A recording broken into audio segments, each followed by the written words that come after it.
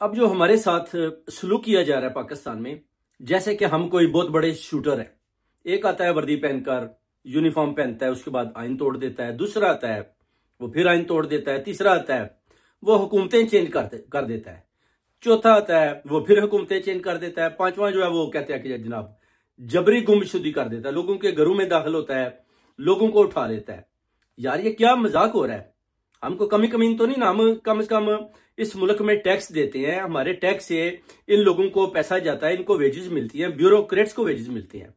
मगर ये जो सलूक हो रहा है अवाम के साथ, कौम के साथ, कि जनाब उसके बाद अगर कोई उनसे बचकर आ भी जाता है तो वो इनके खिलाफ किसी किस्म का कोई FIR या रिपोर्ट दर्ज करवाना चाहता है तो कोई भी आप देख लें, IG से लेकर कोई आप कहते हैं ना किसी SHO को भी अगर आप अप्रोच करते हैं कि जनाब मैंने ये अपना रिपोर्ट किसी एजेंसी के या किसी आदमी के खिलाफ कटवानी है, अगर वो देखते हैं कि थोड़ा सा भी इसका तलक एजेंसी के साथ है तो वो कहते हैं जी कि जनाब हम तो ये रिपोर्ट ही नहीं काटेंगे। ये तो हालत बन चुकी है जनाब मुल्क की, और कौम जो है बेचारी बेबस पड़ी है, उनको खुद समझ नहीं आ रही करें तो क्या करें, है कोई सुनने वाला? आप देख लें कई लोग छूट कर बाहर आए इनके जुल्म जबर और फास्तियत के बाद। उन्होंने काजी फाइज ईसा को अप्रोच करने की कोशिश की, उसके अलावा दूसरे जजों को भी अप्रोच करने की कोशिश की कि जनाब आप हमारी बात सुने, हमारे घर में हैं या हमें बुलाएं, आप देखें कि हम उधर क्या कहना चाहते हैं। सुप्रीम कोर्ट के अंदर कोई किसी किस्म की भी जनाब ना उनकी सुनवाई हुई, बल्कि उन्होंने बोला कि आप जनाब हम तक पहुंचने की कोशिश भी ना करें, आप पुलिस स्टेशन जाएं, उधर जाकर रिपोर्ट करने की कोशिश करें, अगर होती है तो उसके बाद फिर देखेंगे कि हम उस केस को सुनते भी हैं कि नहीं सुनते। जैसे कि अरशद शरीफ वाला केस भी आपके सामने है, जिले शाह वाला सामने है, उससे पहला भी आपको पता है 14 जो शहीद होते हैं मॉडल टाउन में वो भी आपके सामने, अभी 26 नवंबर वाला भी जिधर देखें इतनी ज्यादा शहादतें होती हैं वो केस भी आपके सामने है। कोई सुनने वाला नहीं, दूर दूर तक कोई आदमी भी किसी अदारे के किसी आदमी के खिलाफ किसी किस्म की रिपोर्ट ना तो लिखने को तैयार है और ना ही किसी किस्म की कोई बात सुनने को तैयार है। अगर आप जाते भी हैं, आप बताते हैं जनाब के इन्होंने किया है, इस आदमी ने किया है, तो फिर भी आप देखेंगे कि उसको भी गायब कर देंगे उसी वक्त, कि इसको भी जनाब जबरी गुमशुदगी में डाले, इसके ऊपर भी टॉर्चर करें, उसके बाद देखें कि ये दोबारा आता है कि नहीं आता। पहले तो उसको छोड़ेंगे ही नहीं, अगर छोड़ेंगे तो फिर जाहिर है वो भी डरता हुआ आएगा नहीं। इसी तरह आप देखें जो भी लोगों को बेगुनाह इन्होंने जो जितने रिटायर ब्रिगेडियर सजाएं दे रहे हैं, जैसे हसन न्याजी को 10 साल, उसके अलावा जो दूसरे 26 कारकुन हैं उनको बेचारों को 3 साल 4 साल, किसी को 6 साल। भाई मैं पूछता हूं उनका कसूर क्या था?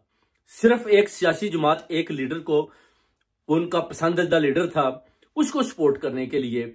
जाहिर है अगर लोग उधर एंटर हुए हैं तो वो बचे भी चले गए हैं, तो ये कोई इतनी बड़ी बात नहीं थी कि उधर कोई जनाब बड़ा कोई जोरी प्लांट लगा हुआ था जिसको वो उठाकर ले गए हैं। एक घर था, थोड़ी तोड़फोड़ हो भी गई तो आपको पता है कि आपने अवामी लीडर के ऊपर जैसे आपने इस तरह उनको कॉलर से पकड़ा खान साहब को, और जिस तरह आपने वो नक्शा पेश किया, तो जाहिर है अवाम तो इश्तियाल में आती है फिर, तो फिर आपको भी इस तरह आप लोगों ने सजाएं देकर, अभी देखें आप जितना भी इंटरनेशनल मीडिया है आपकी सजाओं के खिलाफ कैसे बोल रहा है, यानी ये कितनी बहुत बड़ी बेइंसाफी है।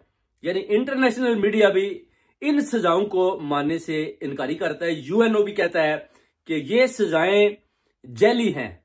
आप देखें रिचर्ड ग्रेनल भी कह रहा है कि आप लोगों ने जेली केसेस बनाए हुए हैं, आप खान साहब को रिलीज करें। वो क्रिकेटर हैं, वो एक बड़े कॉमन आदमी है, बड़े मशहूर मारूफ और बड़े पॉजिटिव आदमी है। आपने जितने भी केसेस बनाए हुए, जैसे कि ट्रंप के ऊपर अमेरिका में बनाए गए थे, वो खत्म हो गया। उसने बार बार इनको सीधा पैगाम दिया है कि जनाब इनको रिहा करें। मैं आपको वो कहता है बड़ा सीरियसली कह रहा हूं। अभी देख ले आप मरियम नवाज 4 घंटे मुलाकात, जनरल सैयद आसम नीर चीफ ऑफ आर्मी स्टाफ, उसके बाद अभी ये जनाब राना सुनाला भी शोर डाल रहा है, वो जी आप डॉक्टर आफिया सिद्दीकी दे दे तो हम आपको खान साहब दे देते हैं। आपको ये मानना पड़ेगा कि आप लोगों की हवा निकल चुकी है, आपकी हुकूमत खत्म हो चुकी है, आखिरी सांसें भी इनकी बंद हो चुकी हैं। आपको पता है कि खान साहब ने हलफ बर्दारी में 25 जनवरी ट्रंप के पास अमेरिका में पहुंचना है। He is invited, so you can not stop him any मोर।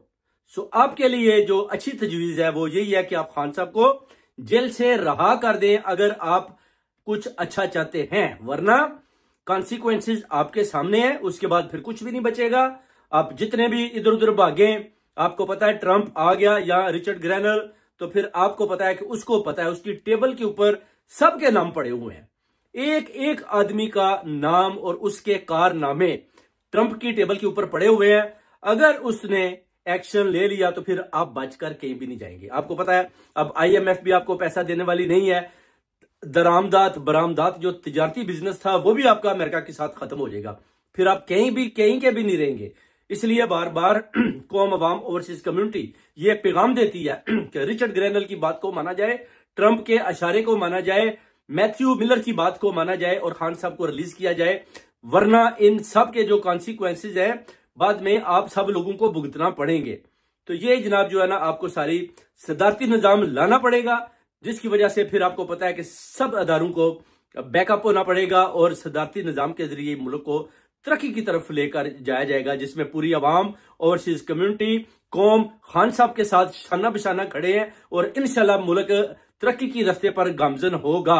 और इसलिए आपको बार बार पैगाम देते हैं कि आप खान साहब को रिलीज करें, जितनी जल्दी होता है रिलीज करें, ताकि मुल्क को बेहतरी की तरफ लेकर जाया जा सके। नहीं तो आपके अंजामात आप खुद उसके जिम्मेदार होंगे। नवाज शरीफ, मरियम नवाज, शहबाज शरीफ, आसिफ अली जरदारी ये सब जान चुके हैं कि जो मार्च में ये बिलावल भुट्टो जरदारी को प्राइम मिनिस्टर बनाना चाहते थे, इनके वो कहते हैं ना सारे हाब चिकना चूर हो चुके हैं और ये सोच रहे हैं कि रिचर्ड ग्रैनल और ट्रंप ने जो आवाज बुलंद की है, जो पैगाम दिया है, उसका मुकाबला कैसे करें। क्योंकि MBS वो भी आपको जवाब दे चुका है कि जो कुछ रिचर्ड ग्रैनल कहता है आपको वो सुनना पड़ेगा, करना पड़ेगा। अगर आपने खान साहब को कैद दी तो फिर उसके जितने भी कॉन्सिक्वेंसेज हैं उसके आप खुद जिम्मेदार हैं।